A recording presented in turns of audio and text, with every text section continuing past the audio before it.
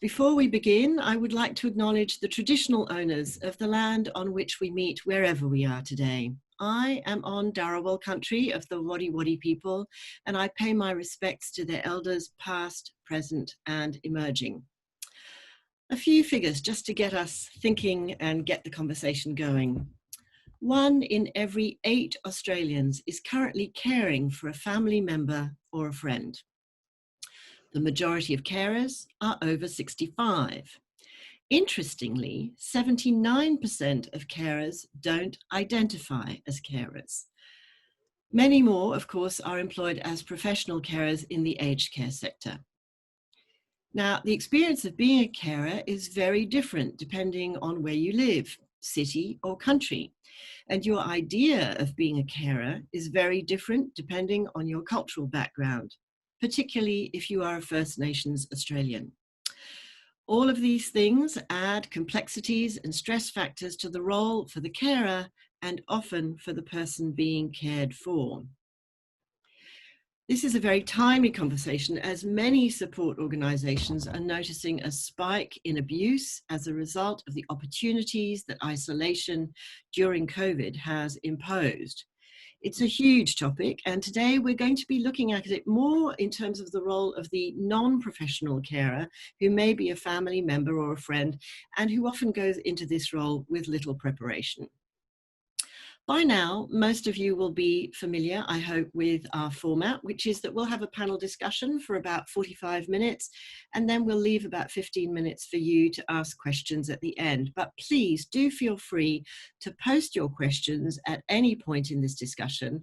Don't wait until the end, because we can get through more questions if we get them earlier, and then we can aggregate them.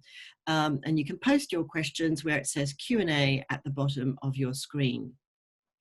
We've got a very strong panel of speakers today, and I'm going to introduce them to you in the briefest versions of their biographies.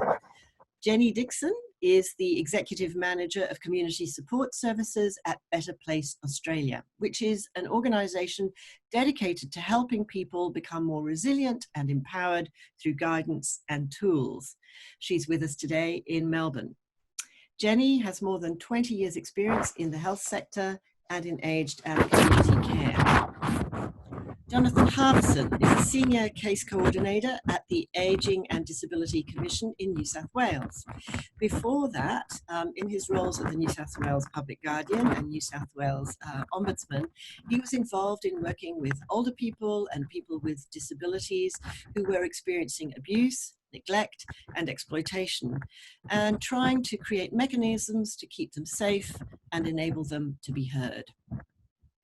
Sarah Walbank is with us today from Carers Queensland, where she is the Senior Quality and Improvement Officer and also the Chair of Rainbow Allies.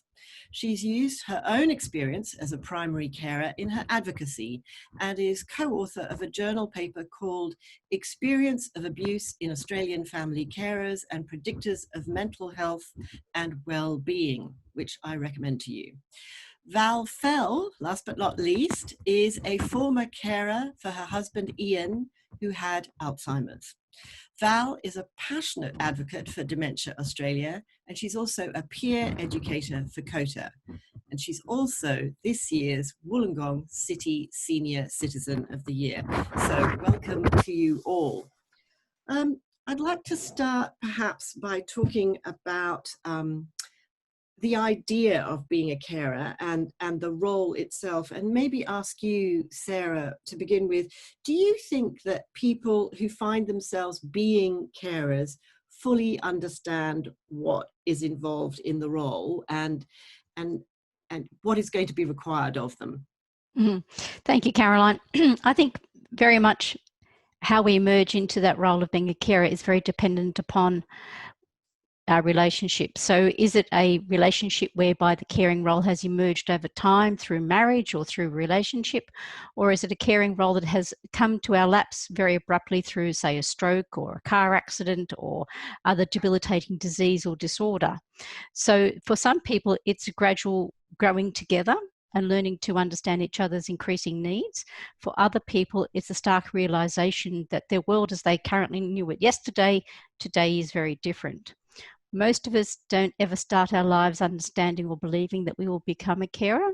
Many of us take marriage vows that say, I'll look after you forever, but we don't think of that as being a carer. And you're quite correct. A lot of people don't recognise their carer status until much further down the journey, when they suddenly understand that I wouldn't normally have done that for the person I love, except this happened. And it's that reality. And some people, as you say, never choose to identify as being a carer because their relationship as daughter or wife or son or brother-in-law is the primary relationship that they want to honour, rather than the relationship of being carer.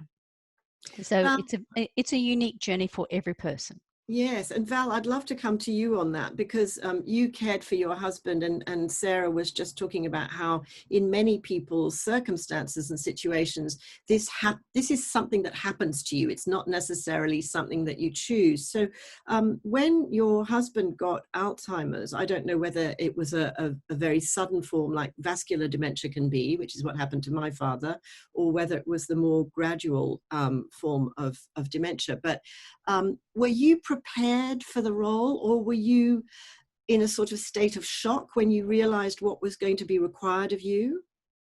Well, I'm probably in a different situation to most people, because I'm one of a large family, and two older people in that family had two older girls, actually, two of my sisters who eventually had dementia. So there were actually 3 out of the 7 girls in the family who were caring for husbands who had dementia at one stage or another. I had seen it, and so I knew what to expect. But I will say that the first thing many people who come to my group say when they were given the diagnosis of dementia for the person for whom they're caring was, what do I do now? That's the first thing that comes into their mind. They come out of the clinic or the surgery or wherever it was they had the confirmed diagnosis, and they just stand there and wonder what happens next. I was fortunate because the neurologist who confirmed my husband's diagnosis gave me a form and said, I think you'd better join this organisation. He didn't say what it was, but he just said, I think you should join that organisation. So I went home and joined Alzheimer's New South Wales, and then that started me on learning what I did to look after my husband. Jonathan, do you think that there is any advantage in having family agreements and various sort of legal documents like powers of attorney in play early? And does that, is that helpful in clarifying roles and expectations? I think it's important that sort of the discussion is had, openly and specifically about sort of the issues around what roles people take on when they are providing care for somebody. So in that sense, a formal agreement is useful because it will prompt people to have the discussion, and it can help them to set out what the parameters of that role are and what the expectations are. Of course, it doesn't need to be or want to be set in stone. It needs to be something that can be revisited, and I guess potentially becomes problematic if it isn't revisited, if the changes that people are experiencing aren't reflected in that agreement. Jenni, at what stage in the process do people tend to come to you? Because I was interested in something that I was reading yesterday. I can't remember where this was now. It may have been in something that Sarah said, that, the carer relationship and the dynamic between the person doing the caring and the person receiving the caring is more likely to be bad in that caring situation if it was bad before. So you can't suddenly become the perfect carer in a relationship that had a lot of issues. Yeah, thanks, Caroline. I'd absolutely agree with that. Certainly people at the moment come to us when there is extreme conflict or where there is elder abuse occurring, or whether it's on the cusp of about to occur because of a range of factors involved. Certainly people's previous relationships within families and level of conflict prior to taking on a caring role will definitely have an impact on how that caring role transitions forward. And, a lot of people we see have a long history of intergenerational family conflict at the heart of this. So you're often dealing with conflict that's developed at times 60, 70 years. So these are often long-standing family conflict issues that spill into elder abuse when they take on a caring role. Now that can be intentional, unintentional, and it might be something that has come about via circumstances, that there's a sudden, death in the family and the caring role is needing to be taken on. So whilst I agree with Jonathan, if agreements are great to put in place, they do need to be frequently visited so that it is the current thinking of what the older person wants, because that can change over time and over circumstances as well. But we certainly would like to see more people have those discussions with families and with organisations like us about putting some more formal arrangements in place rather than waiting until the crisis, which is often what happens now. So Val, back to you for a moment. When your husband was diagnosed with Alzheimer's, what did you have by way of a power of attorney? Did you have legal documents? Yes.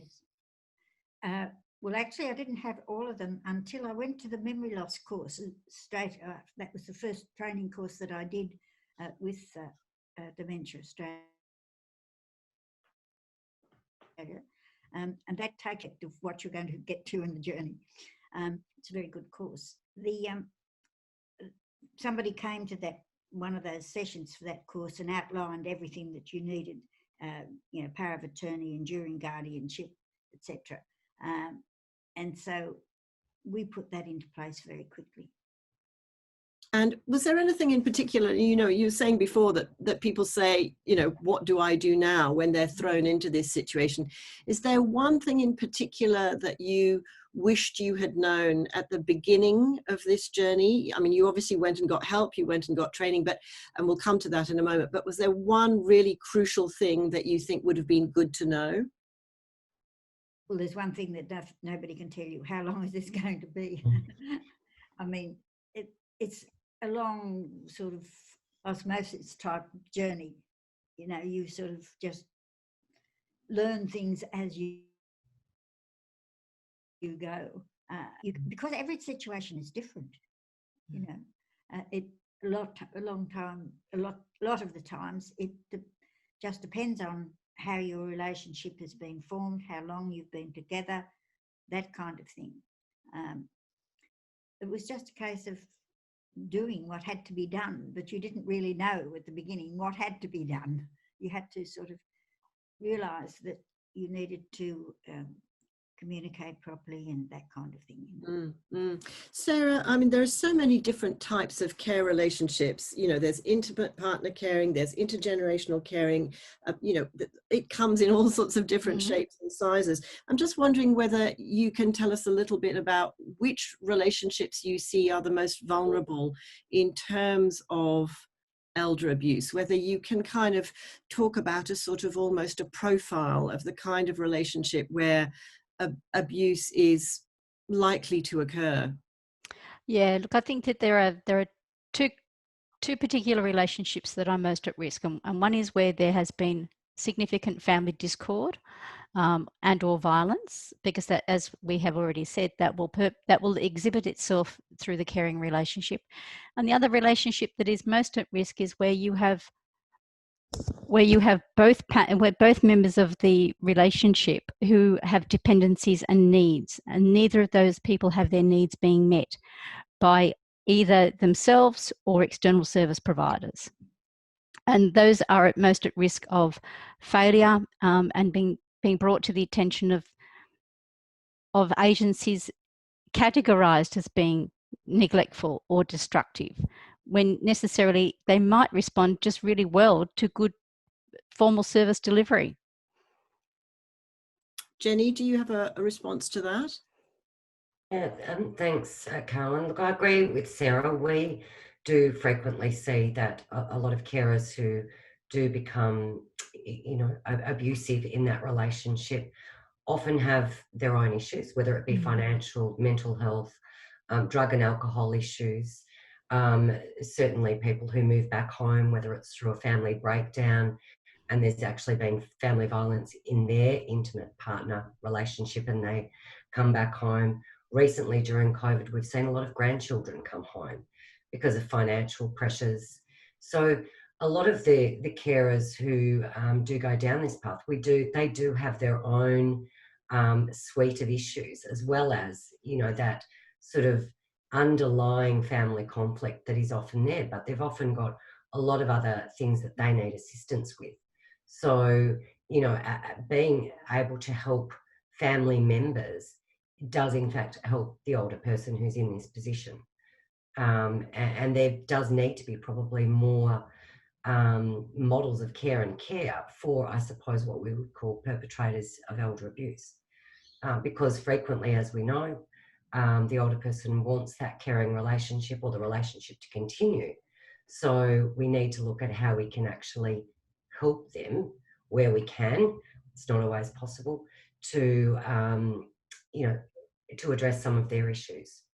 Do you see, Sarah, for example, I've heard many times stories anecdotally of people saying that there's a trade-off. So someone will be so desperate to stay in the family home that they will put up with a level of abuse because they see that as the trade-off for not going into managed care, which they may have a fear of or a dread of. Look, I think that that's 100% true. I mean, I always remember the example of a lady in England who paid her grandson £5 every time he came to visit. That was perceived by many practitioners as being abuse. But for her, that was the trade-off, to have a relationship with her grandson. And she did that willingly and quite consciously and intentionally. And there is that trade-off on many occasions. I want this relationship to be healthy. I want to feel safe, and I know it's not. I don't want to lose my asset base. How best do I manage this relationship? So for the carer, it's often a case of understanding the fears of the person they care for, understanding the asset base that's attached, and seeking out for support where they can get support.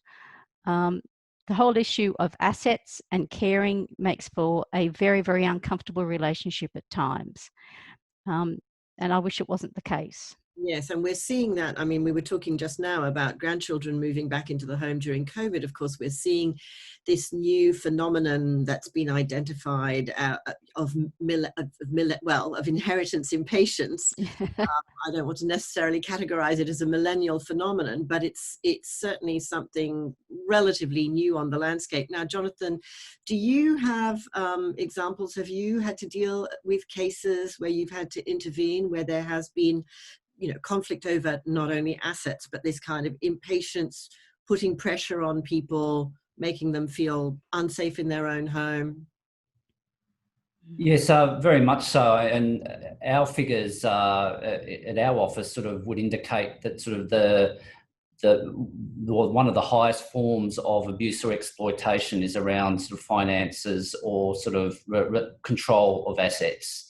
And so very much so that that's it's surprising how sort of prevalence it is, and I guess it's that issue of if you stand in the way of someone and their feeling of entitlement to sort of assets or finances, it can be a very sort of a nasty sort of situation. And what's the outcome? Can you sort of take us through then what an intervention looks like when you do get involved? Okay. Look, I think probably the most important thing is to sort of get an understanding of what the person themselves wants from the situation. And as Jenni and Sarah were indicating, people in this situation are often horribly conflicted. They want the abuse or exploitation to stop, but they want to maintain their relationships. And they're put in this situation of where they feel that they have to choose. And so it's important to be able to work with the person to sort of to find out, what is it the outcome that they're wanting. In some cases, there may be a need to involve police because offences have been committed, and in some cases, we have no choice but to refer matters to the police. But in other cases where that evidence maybe isn't quite so straightforward, we may have a person that's saying very clearly to us, I want this to stop, but I don't want my relative or my carer to get into trouble. And so it's a matter of trying to work with them then to say, well, what's the outcome which is going to sort of get them closest to what they're comfortable with? Now, when you're working with a person who is maybe sort of has no sign of cognitive impairment or has an ability to make and act on their own choices, of course, we need to work with what their will and preference is.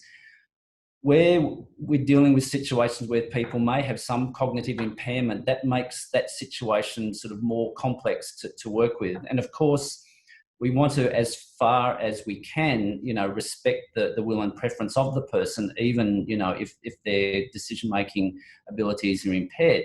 But it may be that sort of you'll see a matter progress where an application has to be made to the relevant civil and administrative tribunal in the various state or territory. And it may be that a substitute decision maker to make decisions about the person's lifestyle choices or their finances needs to be made for them. Val, do you want to comment on that? Because that must be very prevalent, obviously, in cases where dementia makes it impossible often for a person to express their wishes. Well, quite, or at least I know of a couple of cases where it's not the carer who is, perpetrating the abuse. It's the actual person with dementia who is acting violently towards the carer. Now, I know of one particular case where the carer, you wouldn't know if you met her in the street that she had been abused because it's all covered up. And the reason why she won't talk about it is because she doesn't want the person for whom she's caring to go into residential aged care. And so she covers it up. And I know of another case where the carer had to go to hospital in an emergency, and the hospital wanted to keep her overnight, and she wouldn't stay for the simple reason she knew that if somebody came in to look after her partner, he would become violent because he didn't know her. What's she doing coming in to the house? So consequently, he'd stay in hospital. She went home in the middle of the night because she didn't want her husband to be violent. She was protecting him. I was going to come to this a little bit later in the conversation, and we will return to this subject because I think it's really important, this idea that it's not just the person being cared for who may be abused, but that it is in some cases the other way around. I wanted to ask you though, Val, how did you manage to take time out from your role as a carer when you were feeling stressed? Because it can be a very draining role, and sometimes you do need some time to yourself to regroup and to gather up the energy and the strength to kind of keep going. Plus, it's also very distressing watching your husband decline. So what did you do? Well, I tried to have a program of respite. Of course, it's very difficult to get respite. And we worked for some time on a Rethink Respite program at the university here. And we had a plan where you started off right at the beginning, thinking about being able to get some time to yourself. And in the beginning, it could be something like somebody coming in or taking the person you're caring for out for a couple of hours just in the day, right? There's no point in them coming into the house if you have to stay there because, that's not respite. And so then that was at one stage, we could progress that to what we called cottage respite, where the person who was being cared for would go into a cottage. There were a couple of them here. They're not here now, or at least one of them's not, but the other one belongs to the Disability Trust, so it's being used for that now. But it would go in there, say, from Friday afternoon or Friday morning up until late Sunday night. And there would be 4 or 5 people in that group in the house, and they would be cared for by a nurse and volunteer, or sometimes 2, who would go there and stay with them for that length of time. Oh, the volunteers, etc., and the nurses were on a roster. And they'd have activities during the day, and they would be there, the carers, etc., and the nurses would be there overnight. So if there were any problems, they could easily be solved. Then you could try to have a week or two respite in a residential aged care facility. But the problem with that has always been that you can't plan when you're going to have that, because it depends on when the facility has decided that they have time to take you in. And also it depends on the level of care that you need. You will find it very difficult to get respite care when you're at the level 4 stage, because Absolutely. nursing homes do not want to have people caring for them at that level on a respite. That's absolutely right. Yes, that has been my experience. And So, also, could you perhaps tell us about the picture, give us a picture of the state of respite and its availability as far as you're aware in Queensland? I mean, this is such a vexed issue, and there's such a crying need for it, it seems, nationally. Oh, I think the situation in Queensland is very similar to everywhere else in the country. Emergency respite is very, very difficult to obtain. Respite that comes through the aged care package can be available if you have facilities in your community, bearing in mind that Queensland is essentially a very remote place. Not all communities have respite facilities that are available. We've had situations of carers travelling for 4.5 hours to take the person they care for to a respite facility for 5 days. So in essence, those people have spent 9 hours on the road plus just going to and from a respite facility. And for them, it isn't respite.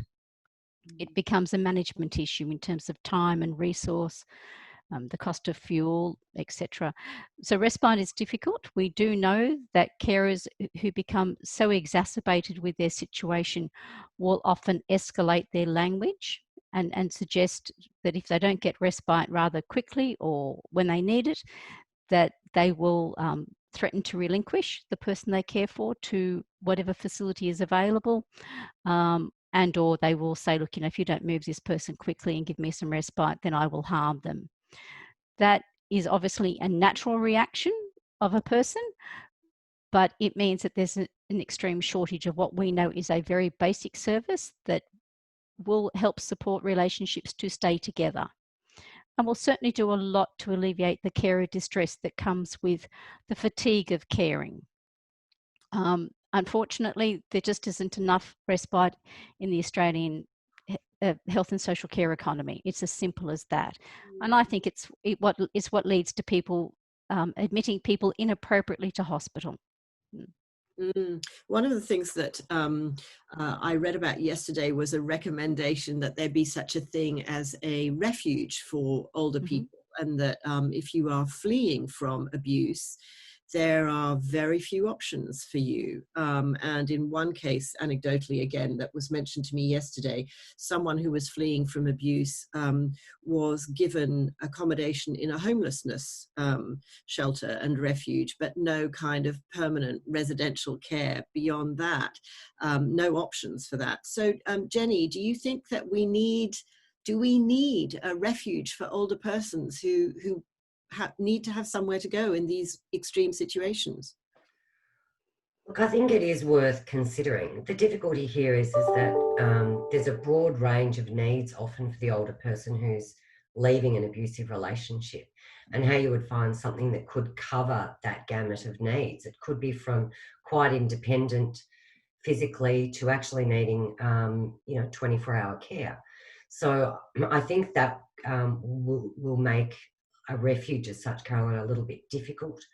I think there needs to be either more brokerage monies available to purchase respite, whether it be through residential care facilities, supported residential services. Certainly our services use respite for people in abusive situations. It is one of our go-to if we're needing to get someone out of a house quickly, so that we can then really assess the situation and formalise a plan of going forward. We also utilise it when we can't have a conversation with the older person in the house because they can't talk freely. So we'll, arrange respite, you know, with the older person and the carer as a break, and then we'll try and have those conversations about what's really going on for the older person. So whilst I think there's merit to a refuge as such, I think there could be some difficulty in sort of providing that service amongst a range of age groups, because we're really looking at, you know, anywhere from 60 or younger if they've got an age-related issue, all the way to over 100. So, you know, people with conditions, people who are independent. So I think it's got merit, but I think it's a little bit difficult. But I think the idea of brokerage funds and services having brokerage money that they could utilise would be very beneficial. Sarah, Val obviously benefited tremendously from the training support that was available, that is available through Dementia Australia. But for other carers, what is there out there by way of support and training if you're kind of suddenly plunged into this situation? Where do you go? Why is it so difficult to find training that will skill you up fast for these situations? I think it's because caring's considered to be an extension of a natural relationship, and therefore we don't train for the extension of a natural relationship, do we? We just think, oh, that's what you get on and that's what you do. I think that the most important thing a carer can do when they come into the caring role is actually go and seek support and to extend their social network with other people who might be in a similar situation to themselves. They can then have a conversation that they both genuinely understand, and it provides that backup. It also creates a degree of validity to the issues that you experience, and it helps you have a discussion about how to best to respond to particular issues. The training is not there. It's certainly not there on a broad scale, and it's not there across the country in a very systematic way. It could be. There are some states that do have prepare to care programs that are based in hospitals around the acute situation, but in many other environments, it's just seen as being a natural extension. You know, for the 5 years that I cared for my mother, I was never once asked by the GP, was I okay? And I called it my persona non grata for 5 years, because as a practitioner of 40 years experience, I've been accustomed to having a lot of power, of sitting at this side of the desk where I made decisions and I made policy become real life. And the 5 years that I spent being a carer, I sat at the other side of the desk waiting for that person to bring me back, waiting for that person to say, yes, you can have this support. And I found that incredibly disempowering and very lonely.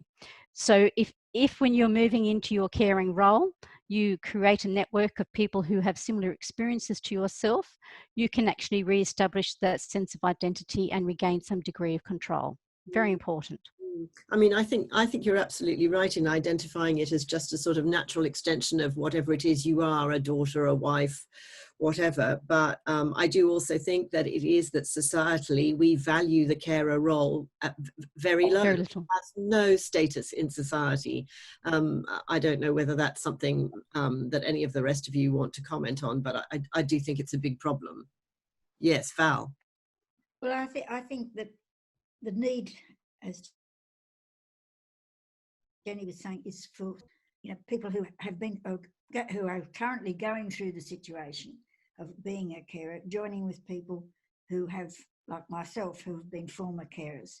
Now, I have a fairly large support group, and what I do to try to help them is, apart from sort of going around the table and exchanging views and everybody sort of working as a team to help one another, I try to bring in people from outside, from the university, to talk about things like medical management and planning respite and nutrition and that kind of thing.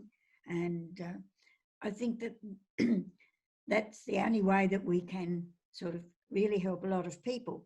Unfortunately, there are not enough support groups anywhere, because there are not enough people who can come to the homes of people with dementia and look after the person who has dementia while the carer goes to a support group. Absolutely. at the moment. You pointed out to me yesterday, I think, Val, that I think about 25% of the people that you know who are carers are not online. And if a lot of this material for support, so-called, is online, then it's another exclusion, isn't it? If you're not comfortable doing the thing that we're doing right now, then you're missing out on a lot. Can I just come to you, Jonathan, for a moment? We're talking here about training. What about training for everybody else in the loop here? Police, prosecutors, lawyers, victim supporters, so that we don't always have to get to a situation where things are being referred to courts and clogging up the courts. What do you see as being the need for additional training in those sectors? Look, I think sort of the resources available at the moment are still quite embryonic. Our office itself is in the process of developing resources, which at the moment focuses very much on identification of abuse, because really a lot of people, you know, they think on one level that they understand what abuse is, but there are the less obvious forms of abuse and exploitation and neglect which people may not be aware of. I think so. There's a need for awareness and information about awareness. And if I can give a plug for our agency, we've got that sort of information on our website and we're developing it all the time. I think secondly is the issue of how to respond, because we find in our work that even, you know, people who work in the sector, professionals with a lot of experience, are really quite flummoxed about what they should do when confronted with, you know, suspected abuse or exploitation. A real reticence to sort of take matters to the police when sort of there may be clear evidence of offences being committed. So there's a need for that sort of, you know, guidance and training and support as well. But really it's something that the whole community needs. We find in our work with police that the police sort of, their understanding is quite limited. They're willing to take on sort of information around this, but you know, I think in all sectors there's a general sort of lack of awareness, and there's a need for training, sort of, you know, targeted for particular groups, but generally as well. And I think that goes to the fact that there's a kind of shame, I think, involved in this discussion generally. More broadly. Can I just remind everybody who's watching today that since we're talking quite a lot about lived experience, we're very keen as part of Carers Week, which starts on October the 11th, for you to share your experience of being a carer, and we'd love you to post something on our Facebook page, which is Compass.info. That's the Facebook page. But just returning to the conversation that we were having earlier, Sarah, you've done research, I think, which has highlighted this, to me, quite shocking figure. Well, shocking and yet not entirely surprising, I have to say. A statistic that I think you give in your paper is that 41%, I think, of carers report experiencing some kind of abuse themselves. Can you tell us a little bit about that? Is that verbal abuse? Is it physical? Is it a mixture of the two? And what do you understand about that particular dynamic?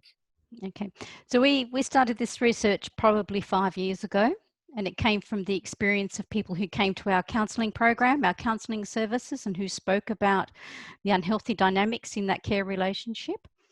So we were lucky enough to partner with the Queensland University of Technology, and their researchers showed that of the people who responded to our survey, 41% reported some type of abuse.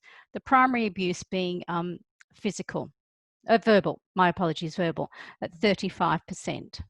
Now, the research broke it down. We actually had people who reported sexual assault that had occurred within the caring relationship, but primarily it's that verbal and sometimes that physical. But you also get that emotional exploitation and emotional abuse. And the classic example would be, and it sounds incredibly stereotypic, but it's true, that the daughter who may never marry, the daughter who doesn't have a particularly demanding career, who remains in the family home, and is assured by the elderly parents that, you know, you've looked after us, we'll make sure that this asset's yours upon our death. And of course, sometimes that doesn't happen for two reasons. One is because it may disappear into Centrelink and into aged care fees. And the other one is because there may be siblings who also believe that they have some right to the asset base. So that emotional abuse is actually far more frequent than we would anticipate.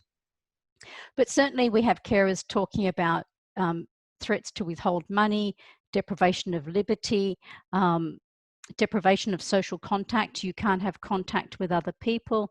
Certainly in some cases in the LGBTQ communities, we've got families threatening a parent who may go into care.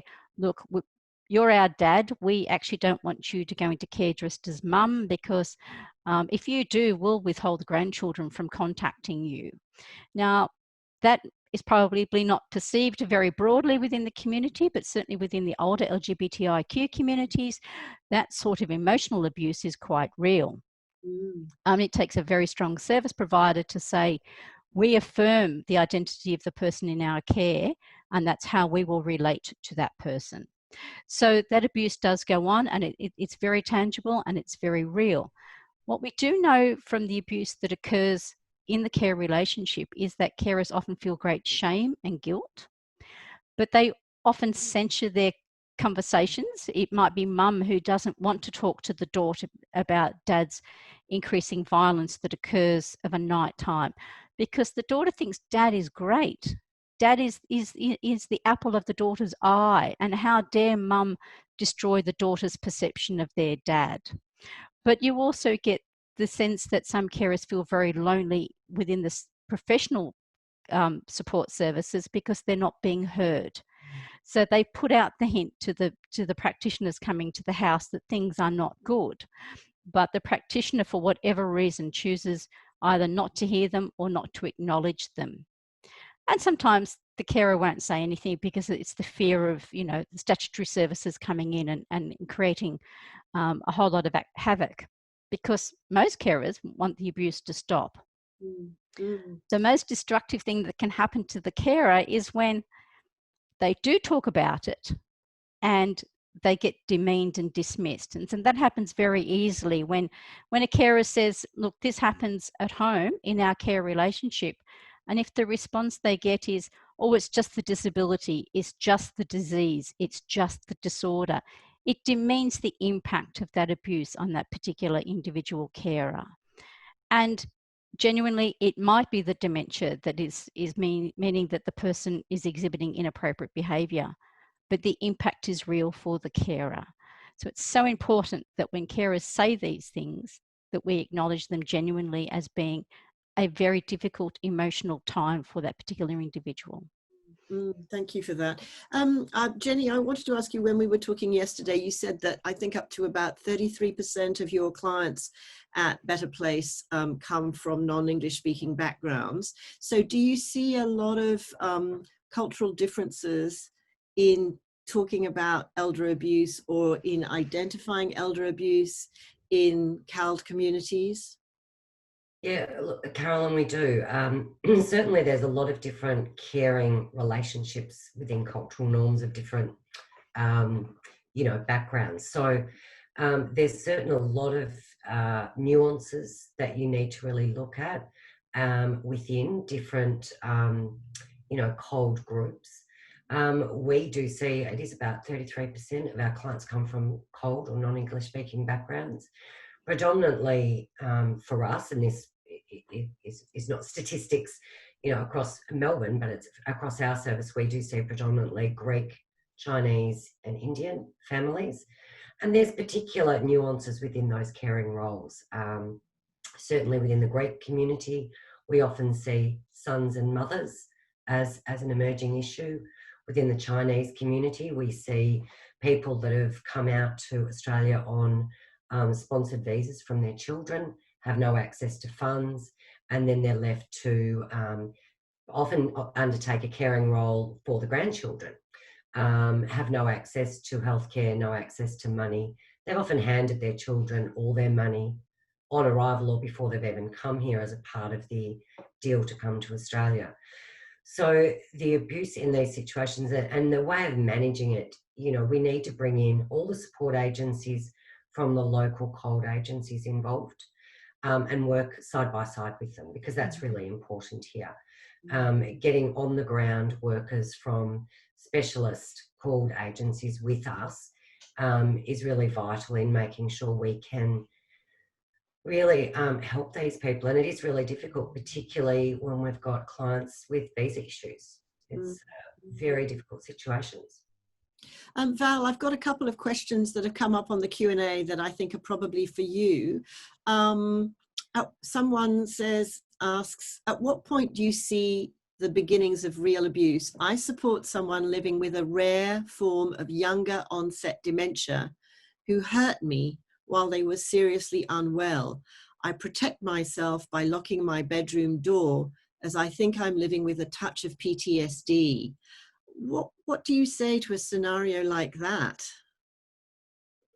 Yes, I recognise that situation earlier on when I said that the person covered themselves up so that their partner would not have to go into care.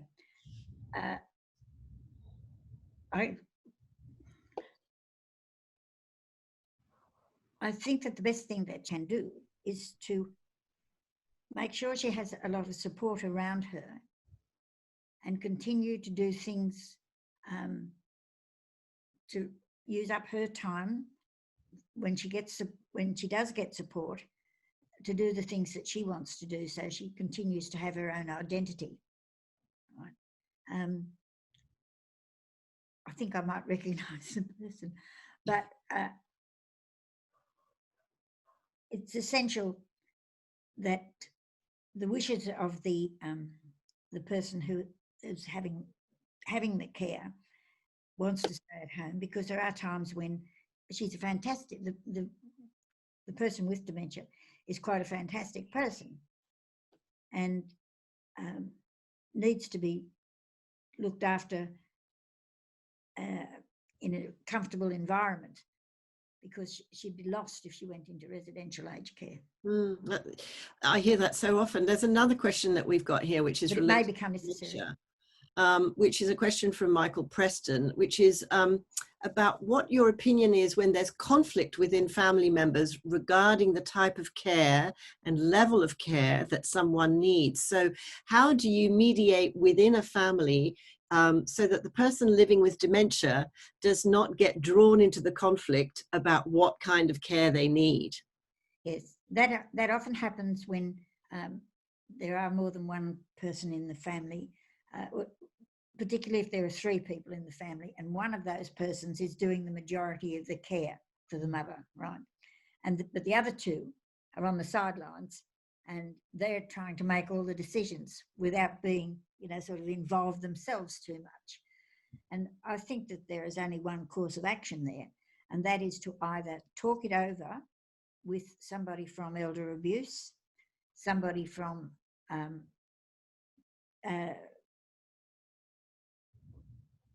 OPAN, the Older Persons Advocate, or from a counsellor from Dementia Australia, or go to the legal pathways through COTA. So they're all those names. I haven't got the numbers with me. I'm sorry, I should have had them with me. But just Google COTA, OPAN, Senior Rights Services, and there are about 4 or 5 places from which you can get help before you go to a tribunal. Yes, and we'll post those numbers on our Facebook page or our website so that they're available for everybody. Jonathan, this may sound like a kind of ideal sort of idealized notion, but someone was suggesting that every older person needs at least 3 protective relationships in their life.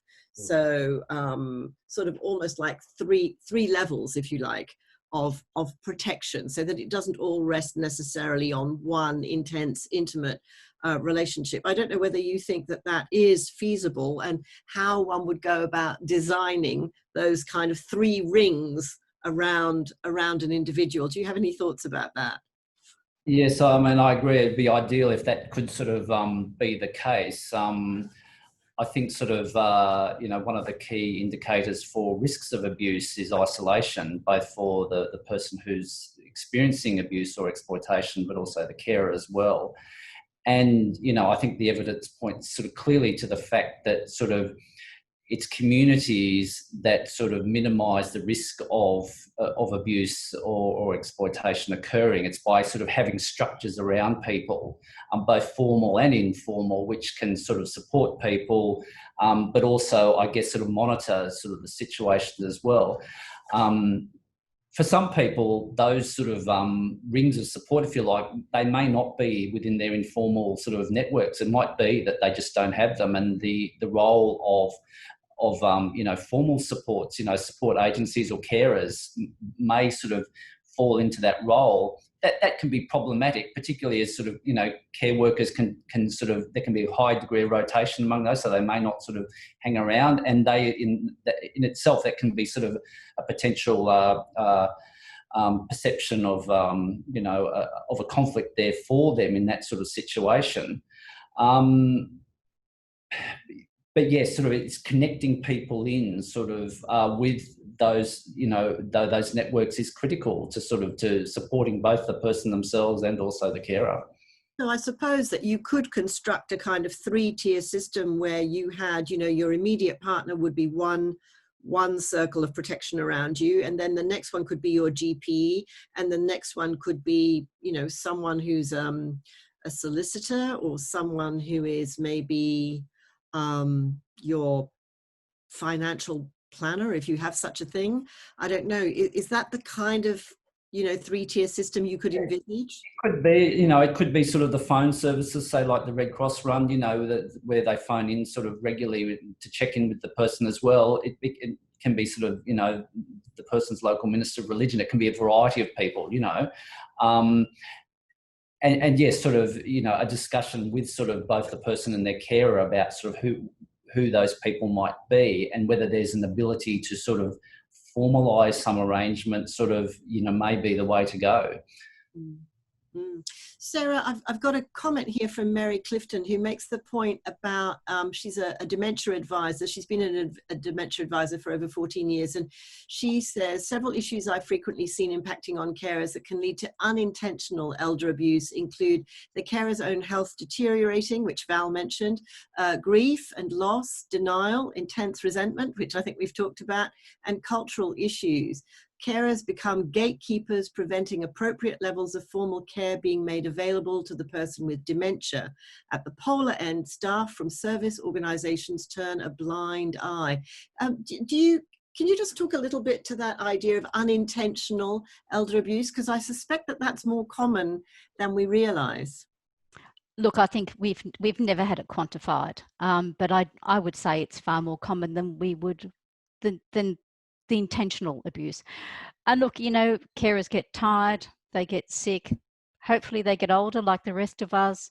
We know that carers who are financially struggling, or carers who go into their retirement impoverished, there is a high prevalence of abuse within the care relationship. We know that there's a higher incidence where there's been an unhealthy relationship before the care relationship established itself.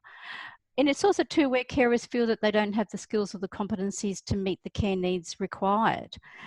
There's that sense of incapacity. But for carers, there's that significant grief that comes with the loss of the relationship. So that the stroke that occurs today, and yesterday I was a happy couple, and today my whole identity's changed, and I ceased to be a wife. My role is different, and I've lost so much.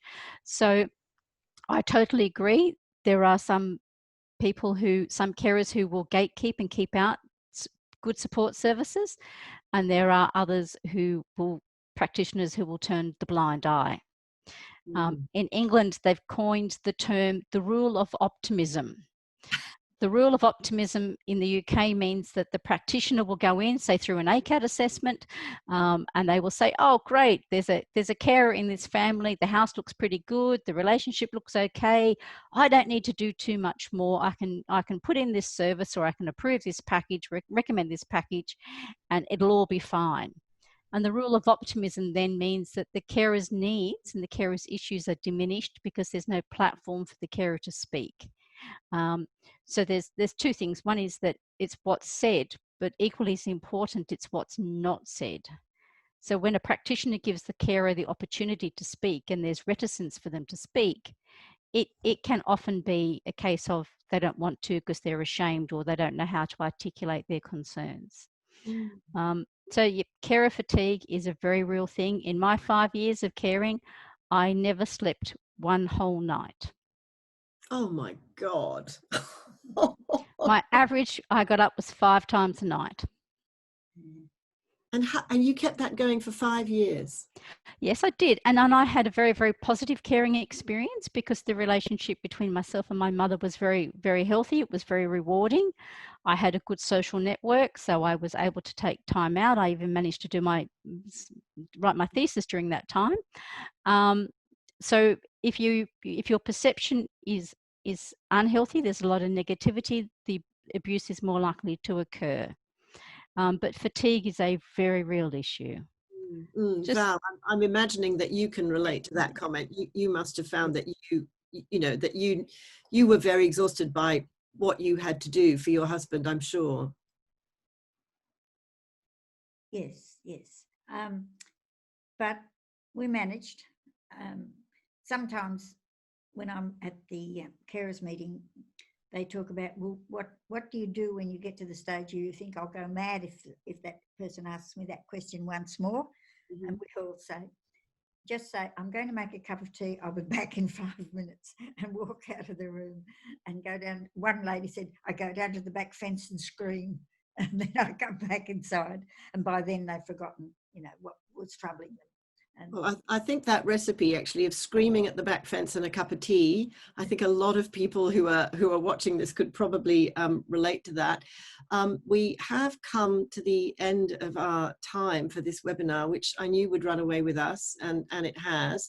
And I hope that we've addressed as many of the questions as we could that were sent in by viewers. I'd like to thank you all for participating today and for offering us a lot of solidarity and some solutions. I think we all know that what we'd like to see more of is more training, more preparation in advance before things get to the pointy end and you're in a panic. It's always difficult to make wise decisions in a panic. And also we would like to see more respite care. So thank you all very much for attending. This will be posted on the Compass.info Facebook page, and please do share your personal experiences of being a carer with us. We'd love to hear from you. Thank you all. Thank you very much. Thank you. Thanks. Thank you very much. Thank you.